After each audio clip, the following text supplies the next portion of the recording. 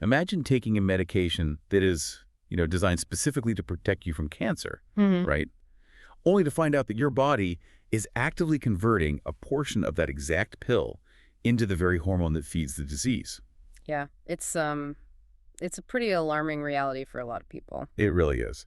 So welcome to today's deep dive. We are sorting through a massive stack of clinical guidelines today.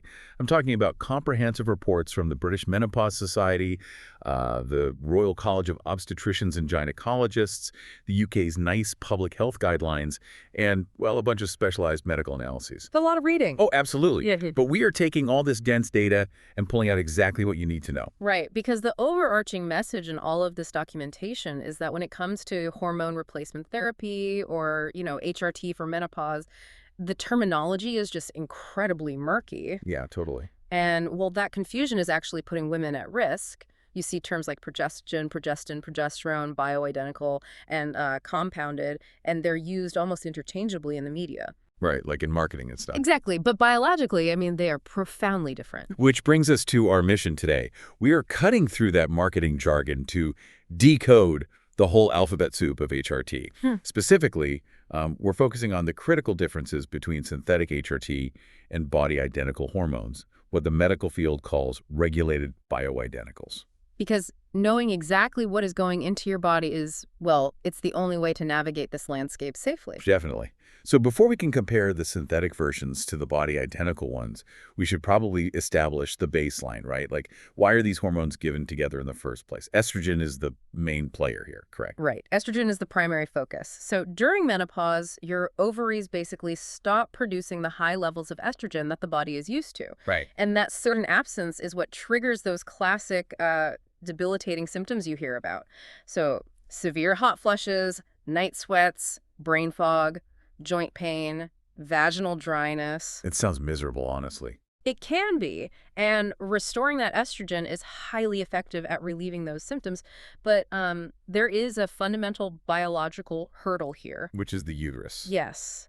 If a woman still has her uterus, meaning, she hasn't had a hysterectomy, taking estrogen all by itself is incredibly dangerous. Why is that? Well, estrogen is essentially a growth hormone for the reproductive system. Its main job is to thicken the lining of the womb, the endometrium, to prepare for a potential pregnancy. Okay, so if estrogen is acting like a really powerful fertilizer on a garden, making everything grow lush and thick. Yes, exactly. If you just keep adding that fertilizer without any sort of seasonal shift to stop it, the garden is going to completely overgrow. That is a brilliant way to conceptualize it. The clinical term for that overgrowth is endometrial hyperplasia, when the cells in the uterine lining multiply unchecked. Well, they can mutate. Oh, wow. Yeah, and that leads to a very high risk of endometrial cancer. So we need a biological mechanism to keep that growth in check. So if estrogen is the fertilizer, we need a gardener. Someone to come in, trim back the overgrowth, stabilize the soil, and make sure weeds, or in this case, cancer cells, don't take over. That's spot on. In the human body, that gardener is progesterone. It balances the estrogen. So in any HRT regimen for someone with a uterus, a second hormone must be added to provide that vital protection. God. And medically, the overarching umbrella term for this gardener category is progestogen. Okay, and this umbrella term seems to be where all the trouble starts, Right. Because underneath that broad progestogen label, you have two very different things. Right.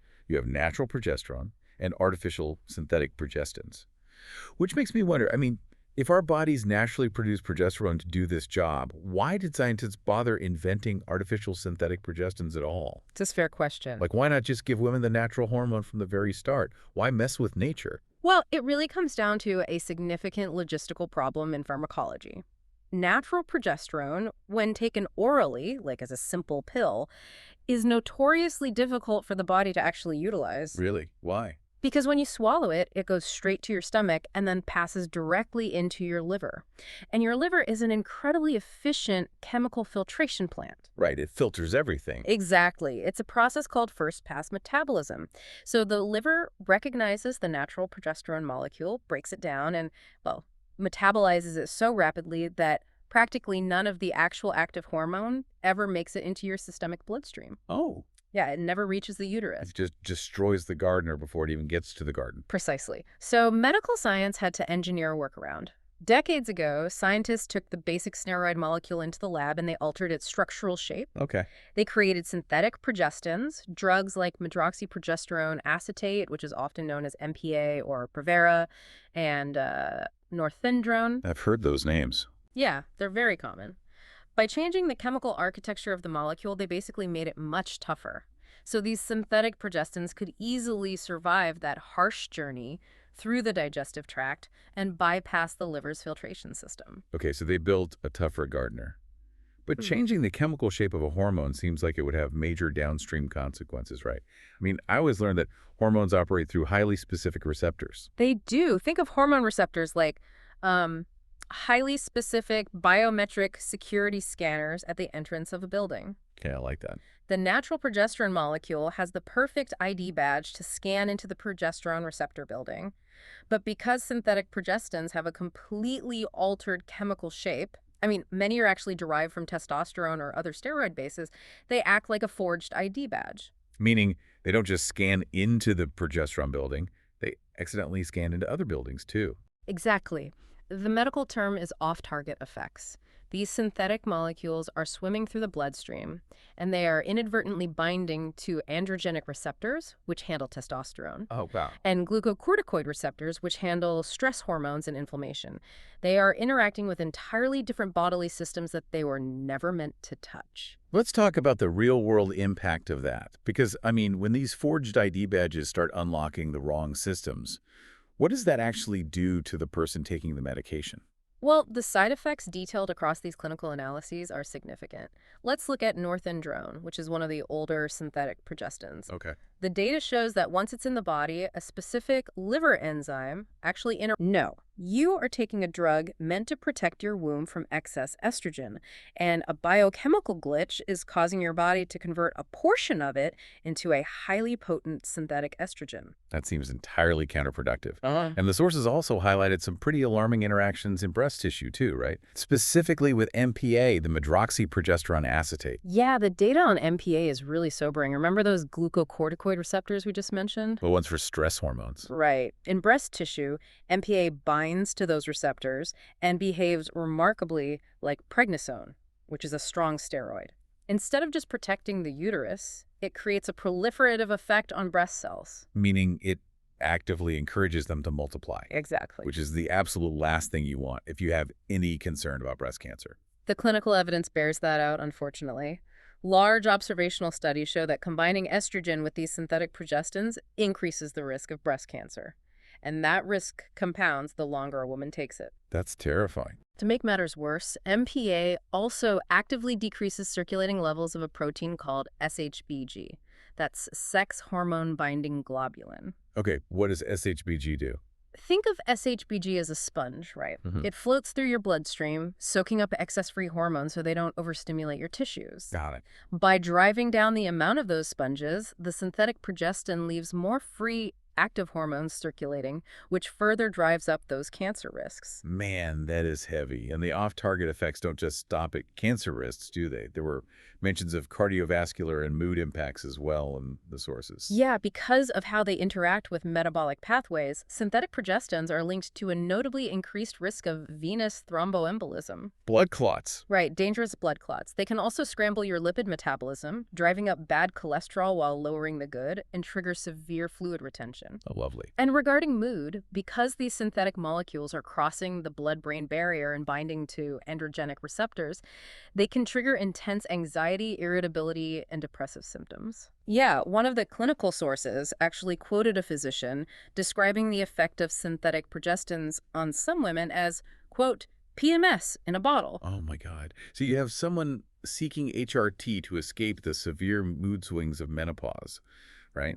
And the synthetic gardener they are given is actually causing a fresh wave of psychological distress. That's a massive problem. It's a huge issue for patient quality of life. So realizing these synthetic master keys are way too heavy-handed, the medical field obviously needed a better way to deliver the exact delicate hormone the human body naturally produces without the liver just destroying it. Right. But before we get into the pharmaceutical solution, I have to ask about a claim that is literally everywhere online. I can probably guess what it is. If I want natural progesterone, I constantly see ads telling me it comes from yams.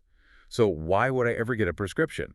Can I just buy a tub of wild yam extract cream over the counter, rub it on my arm, and get the exact same natural effect? This is one of the most pervasive and frankly dangerous myths in women's health marketing, and the medical guidelines universally dismantle it. So it's not true. Not at all. You see, wild yam cream is aggressively marketed as natural progesterone. But here is the biological reality. The active compound in wild yams is a plant steroid called diosgenin. Okay. It is biochemically impossible for the human body to convert diosgenin into human progesterone. Wait, really? We just don't have the internal machinery for it? Exactly. We completely lack the necessary enzymes to cleave that plant sterol structure. If you buy an over-the-counter wild yam cream and rub it on your skin, your body just absorbs, well, yam extract. So you just smell like yams. Pretty much. It does not magically transform into human hormones. Clinical trials have run saliva and blood tests on women using these creams, and they show absolutely zero increase in actual progesterone levels. Wow. And crucially, they do nothing to protect the uterine lining from estrogen. Okay, so the plant has the raw materials, but you actually need a laboratory to do the conversion. Yes, scientists have to extract the diosgenin from yams or soy, take it into a lab, and subject it to very specific chemical processes to synthesize actual progesterone. But wait, if it's made in a lab, how is that any different from the synthetic progestins we just talked about? The difference is the final blueprint. With synthetic progestins, the lab intentionally changes the chemical shape to make a new artificial drug. Right, the tougher key. Exactly. But with this process, the lab uses the plant material to synthesize a molecule that is an exact atom-for-atom replica of the progesterone your own ovaries used to produce. Oh, I see. It has the perfect biometric ID badge. Okay, but we still have the liver problem, right? If they make the perfect replica, won't the liver just destroy it again when you swallow it? To solve that, the pharmaceutical industry developed a physical process, not a chemical one, called micronization. Micronization. Right. They take that bioidentical progesterone and they basically crush it down into microscopically small particles and then suspend those tiny particles in oil. And this is micronized progesterone. You see it prescribed under brand names like Prometrium or Utrogestin. Right. Correct. Within the medical community, this is categorized as regulated bioidentical hormone replacement therapy, or RBHRT. RBHRT. Yes. Though many specialists actually prefer the term body identical, just to distance it from the unregulated marketing hype that we'll discuss shortly. That makes sense. Because the particles are so microscopic and protected by the oil matrix, enough of the hormone successfully slips past the liver's first-pass metabolism to enter the bloodstream and actually reach the uterus. So compared to the harsh synthetic progestins, what are the measured benefits of this body-identical micronized progesterone?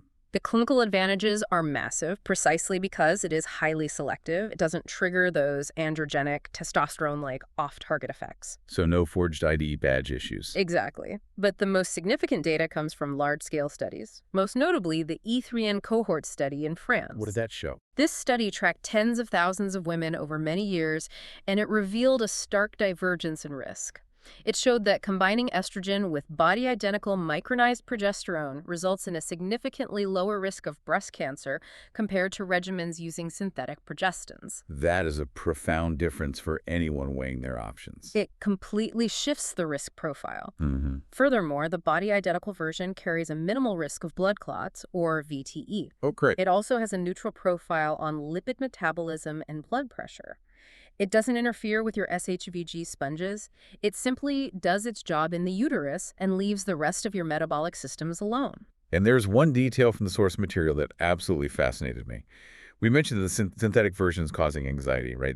The micronized progesterone has a prominent side effect too, but the way it interacts with the brain is entirely different. Oh, yes. It's a wonderful example of turning a bug into a feature. Right. As the body metabolizes micronized progesterone, some of those breakdown products cross the blood-brain barrier and they interact with GABA receptors. Yes.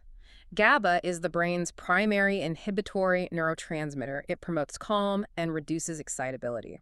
So, the most common side effect of taking oral micronized progesterone is somnolence. Drowsiness. Yes. Drowsiness. But rather than seeing that as a negative, doctors advise patients to just take their dose right before bed. Exactly. It doubles as a mild, highly beneficial sleep aid for menopausal women who are, notoriously struggling with severe insomnia anyway. It's a remarkable dual benefit. I do want to throw in one quick safety note from the guidelines, though, just to be thorough. Good idea.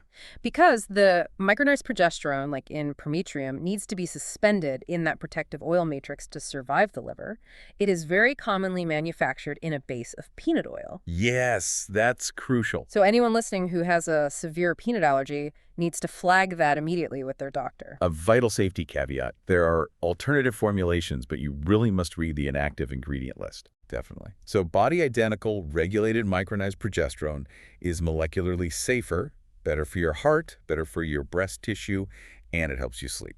It sounds like the undisputed gold standard. It really is. But this is where the story takes a really concerning turn, because the word bioidentical sounds so incredibly appealing, like so natural and safe. An entire shadow industry has sprung up to capitalize on that word. Yes.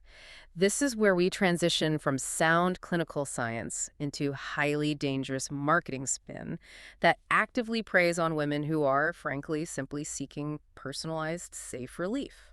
Let me set up a very common scenario for you. I'm scrolling social media, and I see an ad for a boutique private hormone clinic. Very common. Right, and they tell me that a generic, mass-produced pill from public health systems like the NHS in the UK isn't good enough for my unique body. Of course. They offer to map my exact hormone profile using advanced saliva and blood tests. Then their pharmacist will custom mix a bespoke compounded bioidentical cream tailored perfectly to me. It sounds great, right? Exactly. Instinctively, a personalized, custom-mixed medicine sounds vastly superior to a one-size-fits-all pill. Why is the medical establishment so against this? The pitch for bespoke medicine is incredibly seductive. But the medical consensus, and this includes explicit warnings from the British Menopause Society, NICE guidelines, and medical regulators like the FDA in the US and the MHRA in the UK, is a resounding, urgent warning against this practice. Wow. It is known as compounded bioidentical HRT, or CBHRT. And when you look at the science, the entire premise just collapses. Let's start with those expensive tests. Yeah, the clinics charge hundreds, sometimes thousands, for these saliva and blood panels to quote-unquote balance your hormones. Those tests are clinically useless for guiding menopause treatment. Useless. Completely. Estrogen and progesterone levels in a perimenopausal or menopausal woman do not just fluctuate week to week, they fluctuate wildly hour to hour. Oh, wow, I didn't know that. Yeah. A saliva test is nothing more than a snapshot of a single random biological moment. It cannot provide a reliable baseline.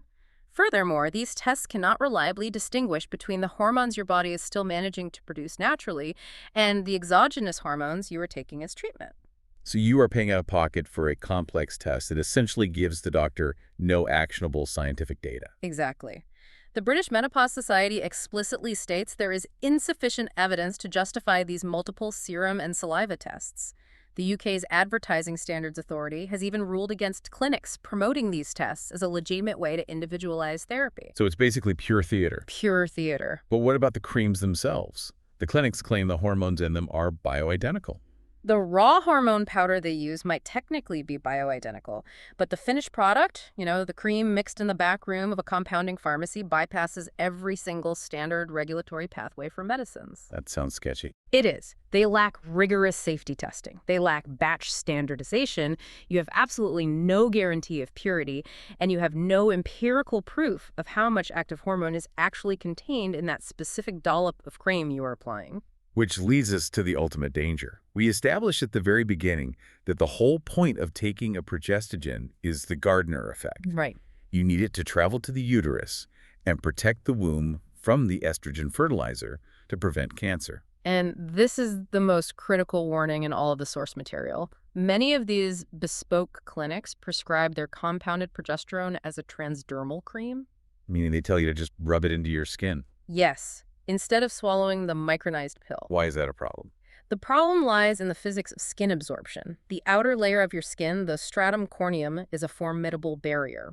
Progesterone is a highly lipophilic molecule, meaning it dissolves easily in fat. So when you rub it on your skin, it tends to pool and get trapped in the subcutaneous fat tissues.